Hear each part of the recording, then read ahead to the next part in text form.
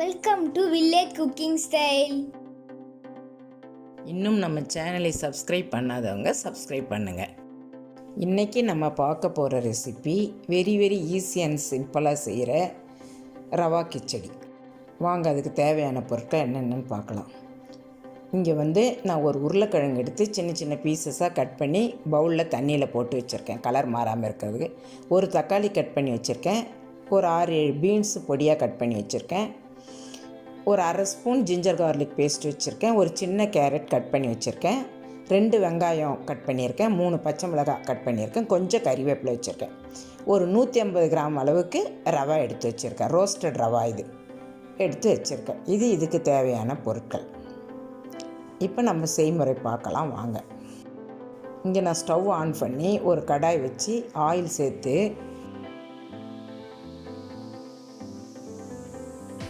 சேர்த்து விட்டுட்டு ஒரு 5-6 முந்திரி பருப்பு சேர்த்து விடுறேன்.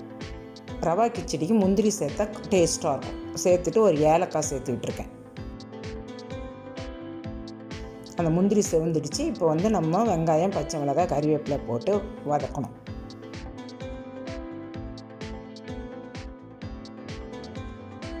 கொஞ்ச நேரம் நம்ம வதக்கி விடணும்.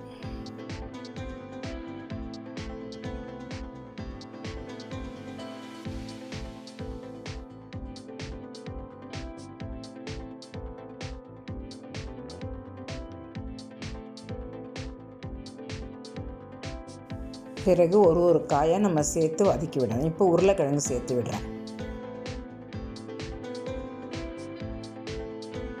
சேர்த்து வதக்கி விடணும்.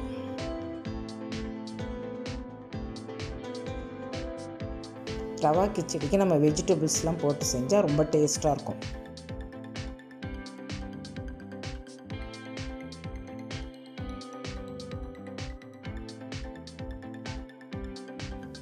தக்காளியும் சேர்த்து விட்டு மறுபடியும் வதக்கி விடுறேன்.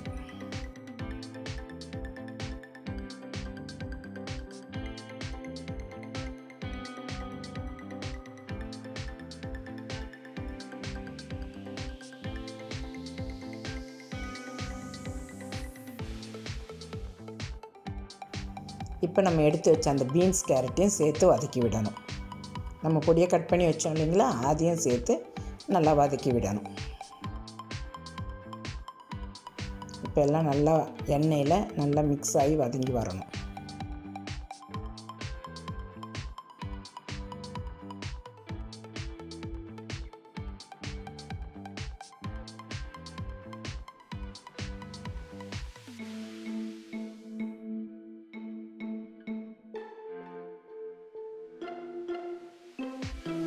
இப்போ ஜிஞ்சர் கார்லிக் பேஸ்ட்டு சேர்த்து மறுபடியும் வதக்கி விடணும்.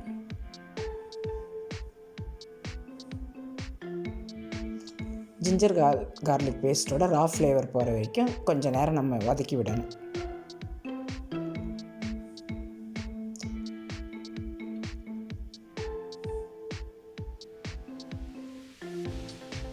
இப்போ தேவையான அளவு உப்பு சேர்த்துடணும்.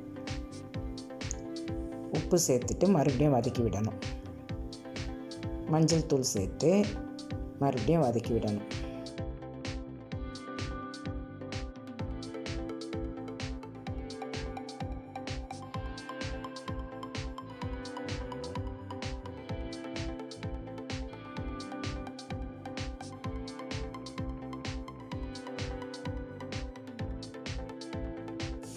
நல்லா வதக்கி விடணும்.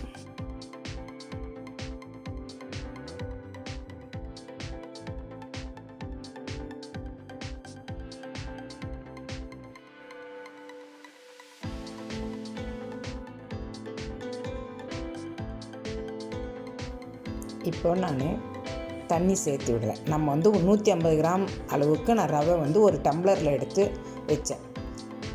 இப்போ 3 மடங்கு தண்ணி சேர்க்குறேன். 3 டம்ளர் தண்ணி சேர்க்குறேன். 1 டம்ளர் ரவைக்கு 3 டம்ளர் தண்ணி சேர்த்து விடுறேன். அப்போ தான் கரெக்டான பதத்துக்கு வரும்.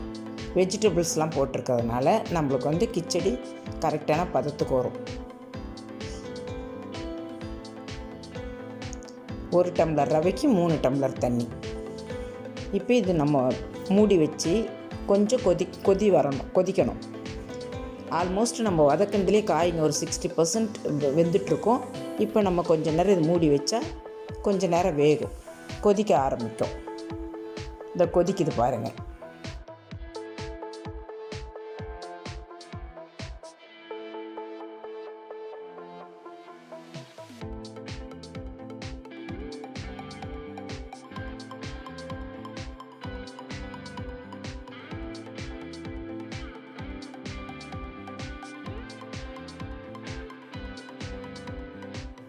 நம்ம இந்த மாதிரி கொதிக்கும்போது எல்லாம் மிக்ஸ் ஆகிற அளவுக்கு கிளறிட்டு ஸ்டவ்வை லோ ஃப்ளேமில் வச்சுக்கிட்டு நம்ம ரவையை போட்டு கிளறி விடணும். இப்போ வெஜிடபிள்ஸ்லாம் நல்லா வெந்துடுச்சு. இப்போ நம்ம லோ ஃப்ளேமில் வச்சுக்கிட்டு நம்ம ரவையை அப்படி தூவன மாதிரி கட்டி பிடிக்காமல் நம்ம கிளறி விடணும். ஹையில் வச்சோம்னா நம்மளுக்கு கட்டி பிடிச்சிடும். நம்ம லோ ஃப்ளேமில் வச்சு கிளறினா தான் கட்டி பிடிக்காமல் நல்லா வரும்.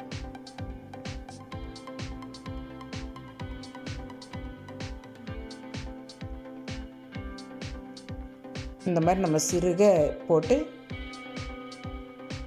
ஸ்லோவாக தூவன மாதிரி போட்டு நம்ம கிளறி விடணும்.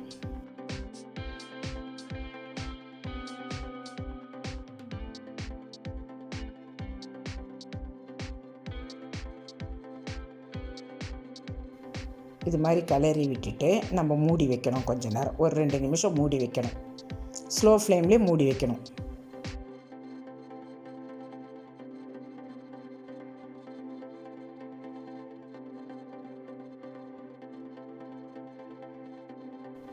இப்போ ஓப்பன் பண்ணி பார்த்தா நம்மளுக்கு ரவா கிச்சடி நல்லா வெந்திருக்கு பாருங்கள்.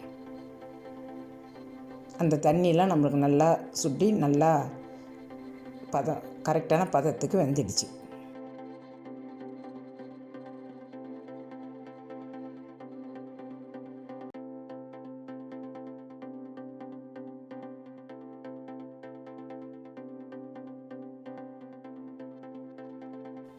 இப்போ திரும்பவும் கொஞ்சம் நேரம் மூடி வச்சுட்டு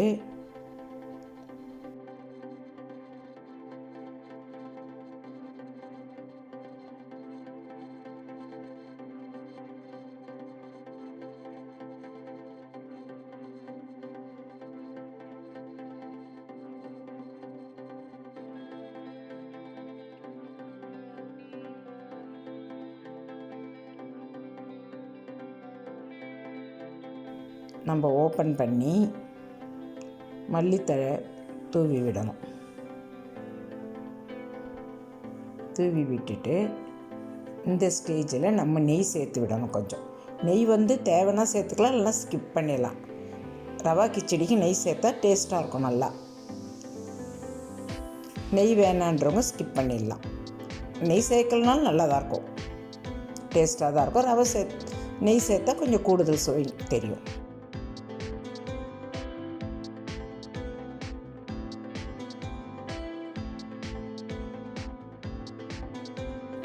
நம்மளுக்கு அருமையான ரவா கிச்சடி ரெடி. இப்போ நம்ம எடுத்து சர்வ் பண்ண வேண்டியது தான். இதுக்கு தேங்காய் சட்னி கூட வச்சு சாப்பிட்டா நல்லாயிருக்கும். இங்கே நான் பக்கத்தில் ஒரு பவுலில் தேங்காய் சட்னி வச்சுருக்கேன்.